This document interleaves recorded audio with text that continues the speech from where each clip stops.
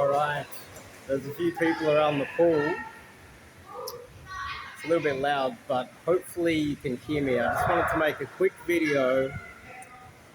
Which girls should you be dating? Should you be dating a Korean girl or a Japanese girl? I'm going to compare them and help you decide. But look at this view. Look at that. Beautiful view.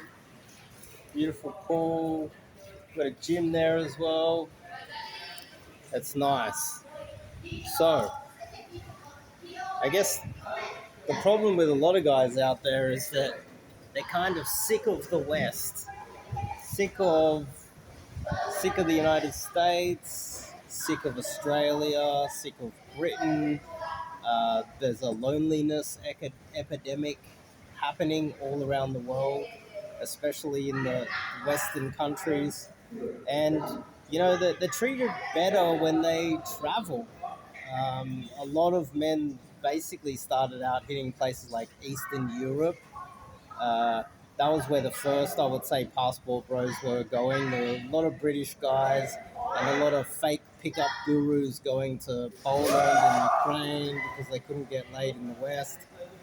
And I would say the superior area of the world, if you're a lonely guy in the West, is to go to Asia. It is the future in every possible way. And if you had to choose between two countries to go, which one, Korea or Japan, we're going to compare them. Okay, so culturally, let's start out with the culture. Now, I would say that there's a few cuties over there. I would say South Korea because, see, South Korea and Japan, they're both kind of influenced by the United States. The United States kind of took over and controlled Japan first. And then they built up, the economy in South Korea. But something has happened that they've diverged where you would have South Korean culture with dating totally different from Japanese culture is that the South Koreans are very feminist. Very, there's a lot more white knights in Korea. Men are more angry in Korea. And they have less control over their country, which is their own fault because the Japanese have been totally colonized by the United States. And the Japanese are a male-dominated society and they don't behave the same way. And so that the dating culture in Korea versus Japan is that the Korean girls are a little bit more bitchy. They're a little bit more demanding. Their men are giving them flowers all the time and giving them massages and washing the dishes. And the men in South Korea have effectively been kind of cocked in a way. Whereas the Japanese men, and the funny thing is, if you see a Korean man, he's going to come across quite alpha and angry in a way. And the Japanese man's going to come across kind of like less alpha in a way. But when you have a look at how they control their countries, the Japanese man is far more alpha and the Japanese women are far more feminine. And that is a reflection of the men. And so it's a little bit confusing when you look at it on face value, and a lot of men get this wrong where they think, oh, okay, well, the Korean man's alpha, so it must be a male. It's not a male-dominated society. And so therefore, you're going to have to work harder with a Korean girl. She's less likely to want to pair bond with you fast. You're going to have to work really hard for it. You're going to have to spend a lot of money. But it's also, you're going to have to be writing letters and giving her flowers and taking her to expensive dinners, etc.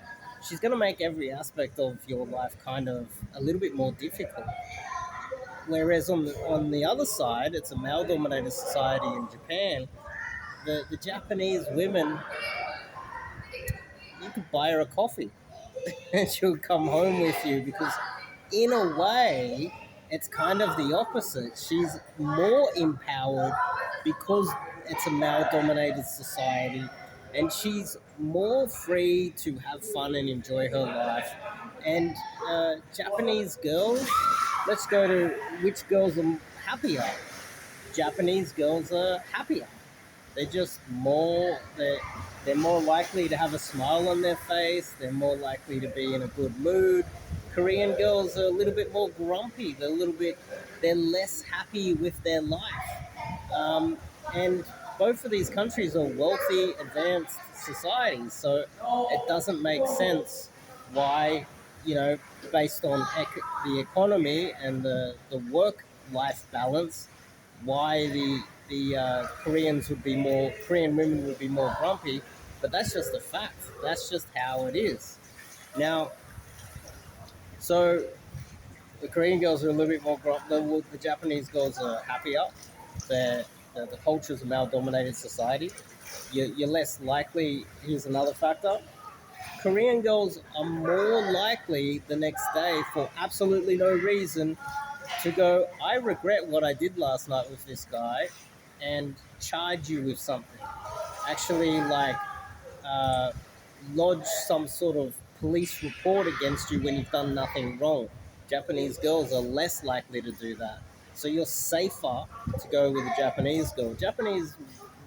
And this is partly why Japan is a far more dominant, successful society, because the men aren't spending too much of their time dealing with nightmare women. Nightmare women kind of destroy your society, your economy, and the future prestige of the country. Japanese girls they understand that this is part of dating. They might regret it the next morning. It's kind of their fault as well because they decided to do it last night, right?